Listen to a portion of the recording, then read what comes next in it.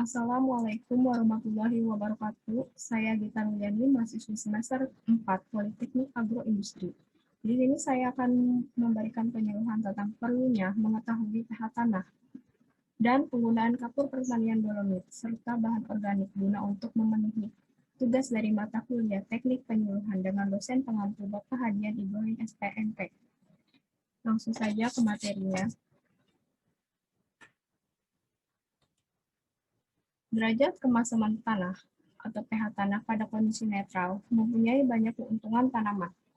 Tanaman mampu tumbuh dengan baik sehingga produksinya dapat optimal. Tanaman mampu menyerap unsur hara yang terdapat pada pupuk dengan baik karena pada kondisi ini unsur hara mudah larut dalam air, terutama unsur makro fosfor tidak terikat oleh unsur Al, Fe, dan Mn, sehingga unsur P fosfor pada kondisi tersedia unsur P fosfor tersedia ini sangat dibutuhkan tanaman, terutama pada fase pertumbuhan awal pembentukan akar menjadi sempurna. Penyerapan unsur K kalium juga sempurna, sehingga tanaman tahan terhadap serangan hama dan penyakit, tahan terhadap kekeringan. Disarankan kepada para petani bahwa sebelum melakukan kegiatan budidaya tanaman, untuk melakukan cek pH tanah dan berdasarkan hasil cek tersebut, petani bisa mengetahui tindakan apa selanjutnya yang harus dilakukan, yaitu apakah memberikan kapur pertanian atau dolomit untuk memberikan bahan organik bagi tanah yang mengandung pH basah. Lalu di sini bisa dilihat kebutuhan kapur CaCO3 untuk menetralkan pH tanah. Lalu kadar pH tanah diukur dalam skala pH dengan rentang angka antara 0 sampai 14,0. Tanah dengan kadar pH 0 sampai 5,9 bersifat asam, dan kadar pH tanah dengan rentang 6,0 sampai 8,00 bersifat netral. Sedangkan tanah dengan kadar pH tanah rentang angka kurang dari 8,1 atau 8,1 sampai 14,0 bersifat basah. Lalu pH netral 6,0 sampai 8,0, pH asam 0,0 sampai 5,9, dan pH basah yaitu 8,1 sampai 14,0. Tanaman yang dibudidayakan pada tanah ber-pH rendah maupun pH tinggi tidak akan tumbuh dengan baik jika perlu melakukan tindakan agar kadar tanah menjadi pH netral. Jadi bagi para petani yang pernah mengalami keadaan di mana sudah melakukan pemupukan dengan dosis yang tepat atau pemupukan dengan dosis yang tinggi, akan tetapi pertumbuhan tanaman tidak maksimal. Bisa jadi karena belum melakukan cek pH tanah dan penaburan kapur pertanian atau dolomit secara penggunaan bahan organik. Lalu, gejala dan resiko jika pH tanah rendah. pH rendah atau tanah yang mengandung pH asam. Pada tanah dengan pH rendah dapat ditingkatkan nilai pH-nya dengan cara pengapuran dengan menggunakan kapur pertanian atau dolomit. Tentunya sebelum menabur kapur pertanian dolomit, kita selaku petani harus terlebih dahulu tahu berapa kadar pH tanah tersebut sehingga dosis yang diberikan sesuai kebutuhan.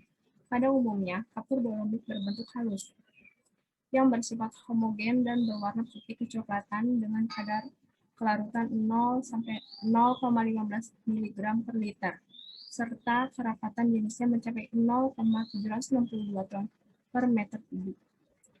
Adapun 10 manfaat pentingnya kapur pertanian dolomit antara sebagai berikut. Yang pertama, meningkatkan pH tanah. Yang kedua, memperbanyak unsur hara di dalam tanah. Yang ketiga, menetralisir tanah dari senyawa beracun. Yang keempat, menambah populasi mikroorganisme. Yang kelima, merangsang pertumbuhan akar tanaman. Yang keenam, menghijaukan tanaman. Yang ketujuh, menaikkan produktivitas dan kualitas panen. Yang kedelapan, menyediakan unsur Ca dan Mg. Yang kesembilan, menetralkan unsur Al. Dan yang kesepuluh, membunuh bibit penyakit.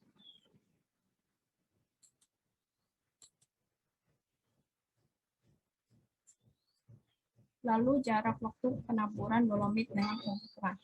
Idealnya kegiatan pengecekan pH tanah dan penaburan kapur pertanian dolomit dilakukan minimal 40 hari sebelum pemupukan. Jadi tidak dianjurkan untuk melakukan pemupukan dan pengapuran menggunakan dolomit secara bersamaan. Kenapa demikian? Karena apabila pemupukan dan pengapuran dilakukan bersamaan, akibatnya akan terjadi reaksi antara kapur dengan pupuk. Perlu diketahui bahwa pupuk kimia seperti NPK, TSP maupun ZA adalah pupuk yang bersifat asam karena mengandung belerang. Akan dinetralkan oleh kapur dolomit yang jelas bersifat basa. Nah, dengan demikian tentu akan berdampak pada pH tanah yang tidak naik dan justru menurun, sehingga nutrisi untuk tanaman menjadi tidak tersedia. Selain itu, kenapa diberikan waktu selama 40 hari? Ya, karena dengan durasi 40 hari, memberikan waktu kepada kapur pertanian atau dolomit untuk diserap dan beradaptasi dengan tanah. Jadi kesimpulannya adalah bahwa pemupukan dan pemberian kapur pertanian atau dolomit harus dilakukan secara terpisah dan tidak boleh dilakukan secara bersamaan. Sekurang-kurangnya harus berjarak 1 bulan atau idealnya 40 hari. Jadi setelah Anda memberikan kapur dolomit, maka jarak 40 hari ke depan baru Anda berikan pupuk. Selanjutnya, dalam sekali pemberian kapur pertanian, cukup untuk jangka selama 5 tahun dan sebaiknya digunakan 2-3 kali takaran yang dibutuhkan, sehingga pada pemberian kapur berikutnya yakni tahun ke-6, takaran kapur yang dicapai adalah 0,25 dari takaran semula.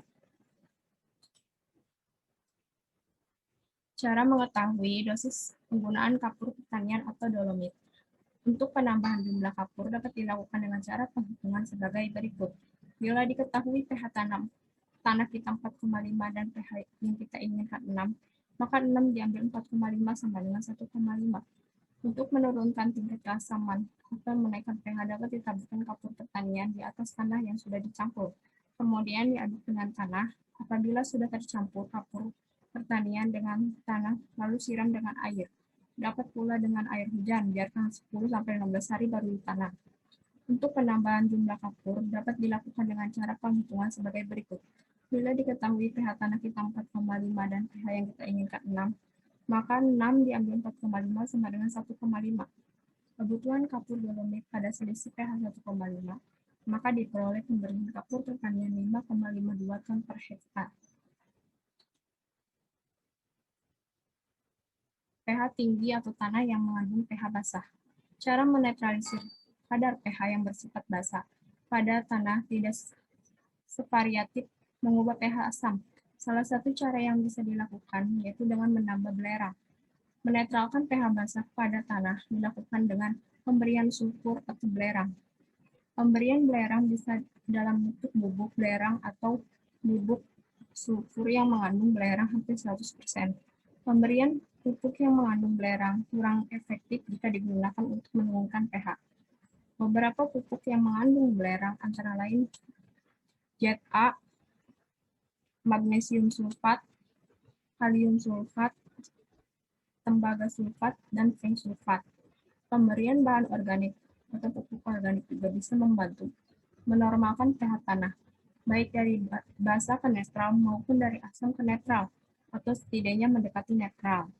Akan tetapi, perlu diingat bahwa proses penetralan pH tersebut sifatnya tidak mudah. Bila cair yang dilakukan bersifat instan, maka hasilnya pun biasa lama. Bila menginginkan hasil yang cukup lama, maka perlu yang butuh proses.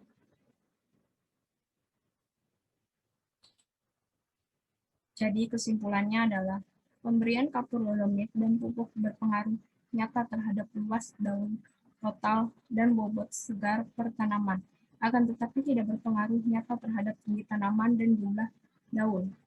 Jadi yang pertama harus dilakukan adalah lakukan cek pH tanah. Selanjutnya setelah memperoleh nilai pH tanah, kita bisa mengambil tindakan baik itu pemberian dolomit untuk pH tanah asam ataupun pemberian belerang atau bahan organik untuk pH tanah basah. Yang kedua, pH asam dilakukan dengan cara pemberian dolomit sesuai dosis atau takaran. Lalu pH basah yang dilakukan itu pemberian belerang atau bahan organik. Sekian materi penyuluhan yang saya sampaikan. Kurang lebihnya mohon dimaafkan. Wassalamualaikum warahmatullahi wabarakatuh.